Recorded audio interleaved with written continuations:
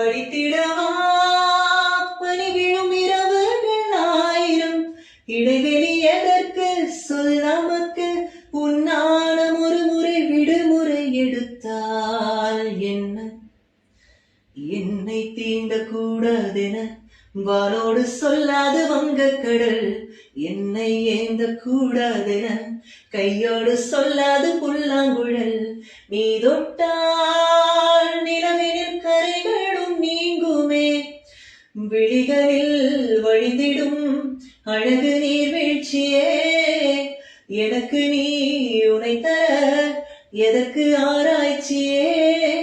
உனை விட வேறு நினைவுகள் ஏது ரோஜா ரோஜா ரோஜா ரோஜா ரோஜா